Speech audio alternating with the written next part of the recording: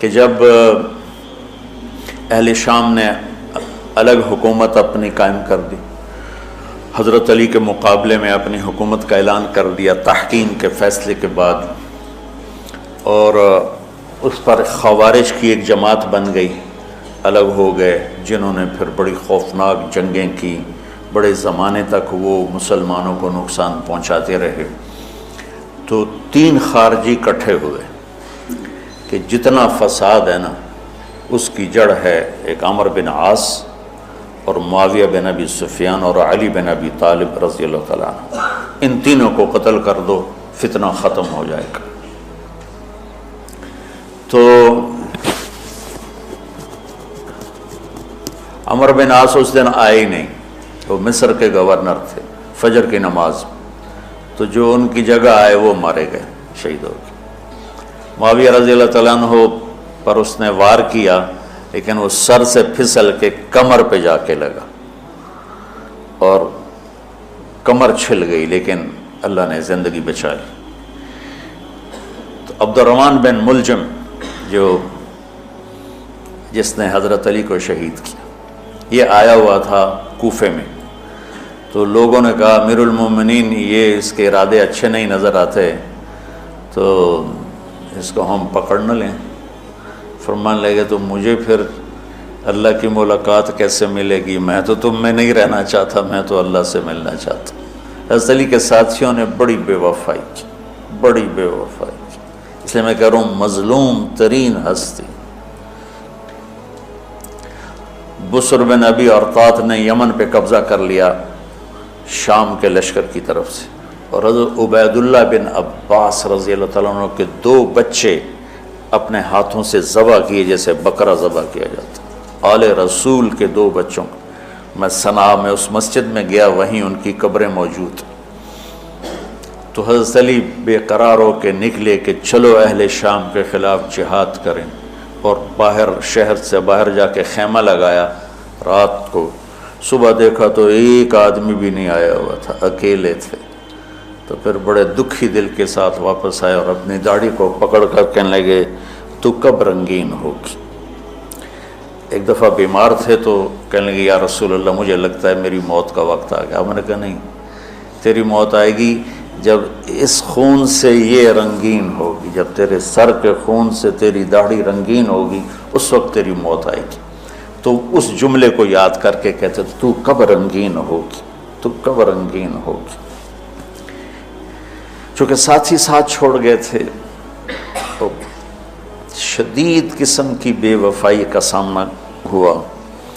پھر آگے نسل ذبح۔ آپ نے حضرت حسین کا کربلا تو پڑھا ہوا، لیکن میں نے جو گلدستہ اہل بیت کے بعد میں نے جب پڑھا تو جو اس کمبخت ابو جعفر منصور نے آل حسن پہ ظلم توڑے، اللہ میری ہچکی لگ گئی روتے روتے۔ تو میں اس کی تفصیل آپ کو بتا نہیں سکتا کا مطلب ہے کہ میرا سر ساتھ نہیں دے رہا، تو ہچکی لگ گئی میری روتے روتے۔ ان کی ساری اولاد کو آخر میں پہلی دردناک سزائیں دی، دردناک سزائیں دی،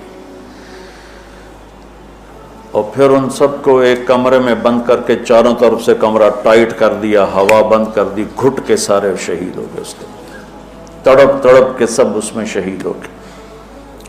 اس لیے میں کہہ رہا ہوں سب سے مظلوم ہستی ہیں علی بن ابی طالب۔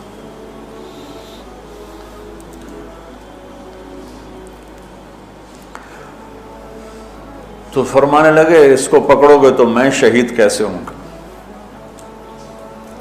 پھر ایک دن دیکھا کہ لوگ گھر گوار پہرا دے رہے تھے۔ آپ نے کہا کیا کر رہے ہو؟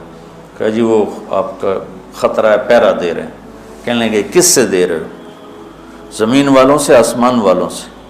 وہ کہنے لگے جی آسمان والوں سے کون دے سکتا ہوں، زمین والوں سے پہرا دینے کا۔ بیٹا جا کے سو جاؤ، آسمان والا فیصلہ کرتا ہے تو زمینی پہرے کام نہیں آتے، جاؤ، اور فیصلے آسمان سے اترتے ہیں، زمین پہ نہیں اترتے۔ تو 21 رمضان کو فجر کی نماز میں اس نے آ کے جو وار وہ سیدھا سر پہ لگا تو سر پھٹ گیا، تلوار دماغ میں چلی گئی، شور مچ گیا، پکڑا گیا۔ اب دیکھنا حضرت علی کے اخلاق،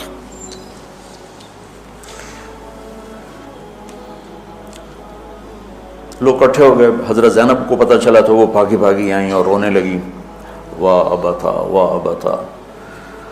تو وہ کہنے لگا، وہ لوگ کو پٹی پٹی باندھنے لگے تو وہ کہنے لگا ابن ملجم جتنی مرضی پٹیاں باندھ لو، ابھی یہ مر کے ہی رہے گا. اس تلوار کو 1 مہینہ زہر میں ڈبو کے رکھا ہے پھر وار کیا ہے. تو اس پر تو بڑے سے بڑے حلیم کو غصہ آ جانا چاہیے. وہیں اس کا قیمہ ہو جاتا. اور حضرت علی کیا کہہ رہے ہیں؟ بھائی اس کے لیے نرم بستر بچھاؤ، اس کو گرم گرم کھانا کھلاؤ، اسے ٹھنڈا ٹھنڈا پانی پلاؤ. اگر میں زندہ رہا تو میں خود فیصلہ کر لوں گا مجھے کیا کرنا ہے، اور اگر میں شہید ہو گیا تو پھر پہلی میری درخواست ہے کہ اسے معاف کر دیں. یہ بتانا چاہتا تھا، اسے معاف کر دیں. اور اگر اسے میرے بدلے میں قتل کرنا چاہو تو پھر اس کو تکلیف نہ دینا، بس ایک ہی وار سے اس کی گردن اڑا دینا، اسے تکلیف نہ دینا. اللہ آپ پڑھیں گے نا صحابہ کی سیرت تو سب سے زیادہ فضائل حضرت علی کے، سب سے زیادہ مقام اور مرتبہ تو ویسی جیسے خلفائے راشدین. سارے صحابہ اللہ کے ہاں مغفور محبوب، ان میں سے 10 مقرب ترین ابو بکر، عمر، عثمان، علی، طلحہ، زبیر، سعد، سعید، ابو عبیدہ بن جراح اور عبد الرحمن بن عوف. پھر ان 10 میں سے 4 محبوب ترین جو خلفاء بنے. پھر جیسے ان کی خلافت کی درجہ بندی ہوئی ایسے ان کے مقام اور مرتبے کی درجہ بندی ہوئی، لیکن فضائل سب سے زیادہ حضرت علی کے ملتے ہیں. اور یہ ایک فضیلت جو حضرت علی کو اللہ کے نبی نے سنائی، ہاتھ پکڑ کر یوں اپنے سینے کے قریب لگا کے فرمایا، اترضى ان یکون منزلک مقابل منزلی فی الجنہ. علی تو راضی ہے جنت میں تیرا گھر میرے گھر کے سامنے ہوگا. تو حضرت علی رونے لگے کہ میں راضی، میں راضی. تو آج کی رات اس ہستی کی شہادت ہے، فجر کی نماز میں ان کا انتقال ہوا، جن کو میرے نبی نے ابو تراب کا لقب دیا کہ تو میرے لیے ایسے جیسے موسیٰ کے لیے ہارون ہے، تیرا گھر جنت میں میرے گھر کے سامنے ہوگا. پھر آپ نے اپنی بیٹی فاطمہ سے کہا، فاطمہ تو میں یہ دونوں، حسن حسین، اور یہ جو سویا ہوا ہے، حضرت علی جاگے نہیں، وہ سوئے ہوئے تھے، یہ جو سویا ہوا ہے ہم پانچوں آخرت میں ایک ہی جگہ پر ہوں گے، اکٹھے ہوں گے. تو یہ بڑے درجے کے صحابہ میں. اور اللہ کی قدرت ہے کہ اللہ نے کسی خالص ہاشمی کو حکومت نہیں دی، کامیاب نہیں ہونے دی. بنو عباس بھی اہل بیت ہیں لیکن ذرا دور سے. ان کے 35 حکمران آئے، 35